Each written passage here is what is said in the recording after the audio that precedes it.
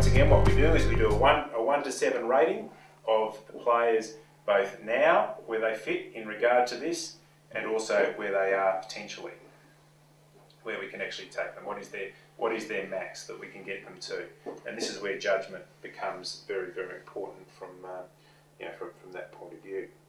So now, how do we hold that all together? That's the individual player that we're talking about to create winning football. And so the elements, and again, this is very similar to what we had with the profit model. We're saying there's some various things which we have to get very much right to create the stability and build, a winning football team. And most obvious one, which has got a lot of coverage in recent time, is game style. We like to recruit, develop, evolve our team in a way which gives us the best chance of establishing a game style which can be successful in this competition. And for that, we need to have the type of players who can play to that game style, and that is a little bit evolution. There's a bit of chicken and egg which comes first in regard to that. I think it's probably just favours more game style than it does in regard to the individual skills, but that could be debated forever. And therefore, the focus on creating that is on great list management, ability to recruit and retain and develop players who have the capacity to build, and in the game style that we're seeking to play. And obviously, that's driven very much by the senior coach and his coaching staff. And the final one is just this notion. Again, it comes back to this thing about the values and a real focus on leadership. Football's made amazing inroads in this area, and once again, we use leading teams. I think that's something which just underpins everything in regard to what a footy club's actually building about, is that you've got to have certain values which focus very much on things like the capacity of the players to continually compete, to bounce back from difficult matches. And I think we found something out about our player group last week in the way that they responded to a very disappointing game against Hawthorn with a far more positive performance against the Maggies. In game style, and I don't like using these terms very much, KPIs, everyone understands what a KPI is, so I'll use it, but don't really like the terminology that much. But the KPIs, the coaches then dictate, okay, that in our case, we'd say there's about 7 KPIs which relate to performance and the game style that we're looking at. And once again, on a week-to-week basis, we rank all these things on a 1 to 7.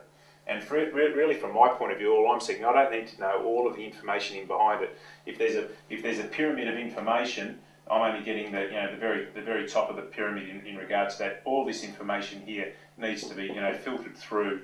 It even gets filtered through to say the player level at that level. There might be all this stuff down here, because obviously the game can become unbelievably complicated if we allow it to be that. So I'm looking for the very, very simple aspects of it, from this point of view, both in regard to the football skills, but quite clearly, there's 8, 9, 10, 15, 11, 12, depends on the player, different measurements which go into each of these things, but I just want an overall summary of where we think they are now and where we think we can actually take them to in regard to potential. So we measure on a week-to-week basis the game style aspect of it. We're always reviewing our list, and that list management matrix that we talked about last week is one of the key tools that we use in regard to that. And this is very much week-to-week, and the players assess and the coaches assess just how we're going against our trademark. And the players' trademark is actually called Whatever It Takes, which is something that they picked up themselves, and I think it's a great sort of call to action, and it also happens to be Jimmy Stein's, the name of Jimmy's book, which he wrote at the end of his career, so it really resonates with our group. Then on a week-to-week basis, it's very much about these measurements. I sat through their review yesterday, and the pleasing thing is we ranked fairly highly on each of the key things, which are, each club would have different KPIs in regard to that, but it relates to the main things, obviously performance of forwards, backs, clearances, stoppages, ball movement, these types of things all come into play in regard to that. So that's fundamentally, how we measure performance, and we have high expectations. The key measurement we have is performance versus expectation. Expectations built based on our judgment and realistic judgments made at any particular time. And if we're not meeting our own expectations, we're obviously falling short in regard to measuring performance. The pleasing thing is, after the Hawthorn game, where we fell well short in regard to these, the Collingwood game, we in fact did better than in most of the areas than what would have been expected. And each of these areas here are measured 3 times a year. We sit down as a group. We do it as a pre-season preview, mid-season, and also post-season review to measure where we're at and how the players are tracking. under this, and all that information comes together in the list matrix, and gives Tim Harrington then something to negotiate contracts against. So that's this model. Just thought, as I said, like a little bit of a prop and like sharing a little bit.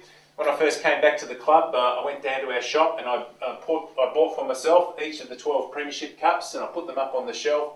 I try to squeeze them as tightly in as I can to make as much room for the next group of Premiership Cups, and I look forward to playing a role with all the very passionate Melbourne supporters in regard to filling this gap right here. Thanks very much.